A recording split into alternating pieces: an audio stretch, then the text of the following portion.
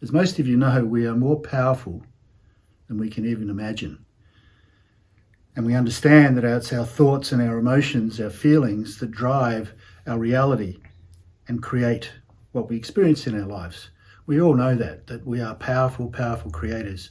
And actually, we've been hijacked over the years through the media who have pretty well influenced our thoughts and our thinking and how we feel through all the negativity and the pretty bad stuff that they tend to love to report on. They might put in a little fluffy bit here to kind of make you feel better, but ultimately it's all negative. And when you read the news or you watch the news, you don't usually come away feeling really good about it. So we have been manipulated over the years to drop into a lower frequency thought pattern that keeps us more in a suppressed state and keeps us in a state of survival, basically. But we are more powerful than we can even imagine. And what's happening now is we're starting to break free from this control mechanism. We're busting out of this matrix, this control matrix mechanism, to free ourselves and become sovereign and to become creators of our own worlds and our own reality without being interfered with by these dark forces, if you like.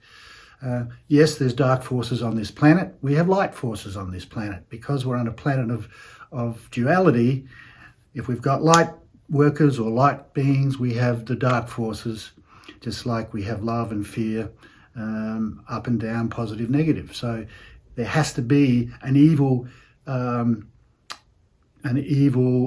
influence on this planet, because we have the opposite of that as the most loving, beautiful energies and people on this planet.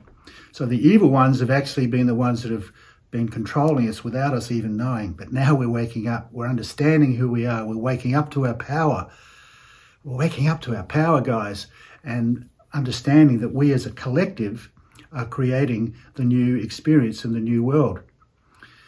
So what happens is, as we collectively, because there is a collective consciousness out there, that is the sum total of all of us on this planet, and that collective consciousness is actually determining timelines and outcomes that we are in the midst of. And I know a lot of us are getting impatient, and we hear dates of things happening and then it doesn't happen and we get frustrated. Well, actually, no one can actually tell, because it's the collective consciousness that is determining when things will happen, because collective consciousness is in a state of flux.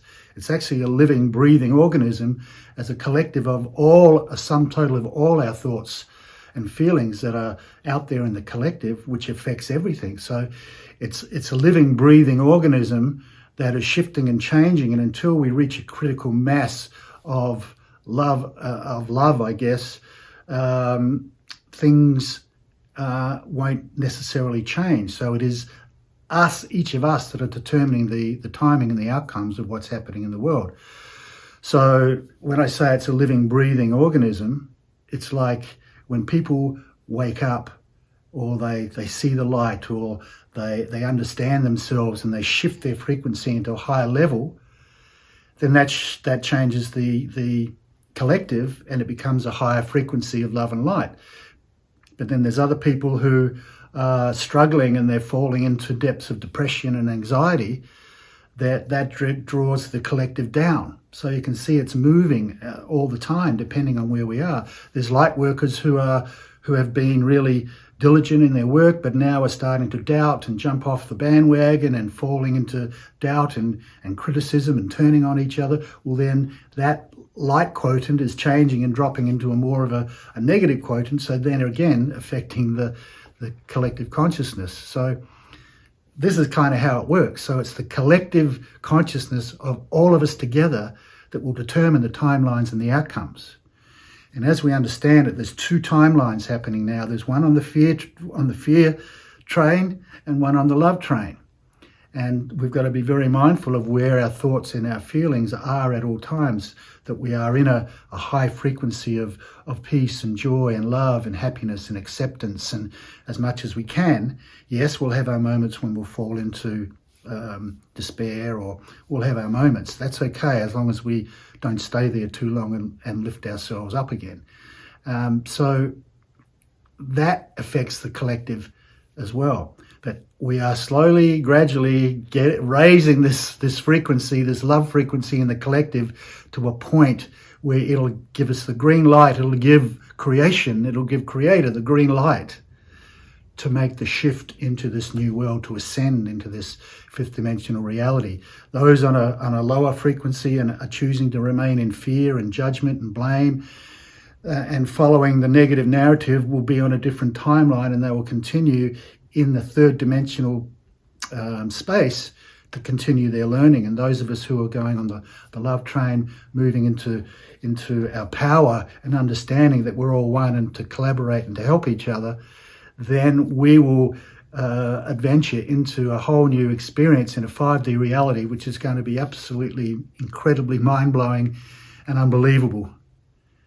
And that's what we're waiting for. However, we have to be patient. It's up to each of us. We are all contributors to this ascension process, each and every one of us.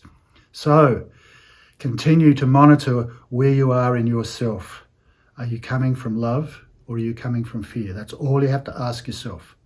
And we can recalibrate ourselves. When we feel we go into negativity and fear, which we all do, we can then just recalibrate back to that more loving space to get ourselves back in alignment with who we are. Because the essence of who we are, in actual fact, is love. We are love. So to not seek it from outside ourselves, but to connect with it and develop that relationship with that part of ourselves, which is the love of the universe, is love of Creator, and we all are sparks of that. And so this is such an exciting time, but it's full of all sorts of variations and timelines and opinions. It's very, very confusing. So the only way you can find your own path through this, and everybody's going to experience it differently in their own way, depending on where they are at within themselves. So each person is going to experience this in their own unique way. But there's no right or wrong in this. And if we can just support each other and love each other through this, then it's going to be the most amazing, incredible journey that we could ever comprehend. And we can't even comprehend where we're at this time. So the best thing I can suggest is to continue to do your spiritual work, to try and quieten the mind a little bit, to make space for higher guidance, information from your higher self or your soul to come through to guide you through the process. So I'll leave it at that. Thanks for listening, and we're all in this together. Much love.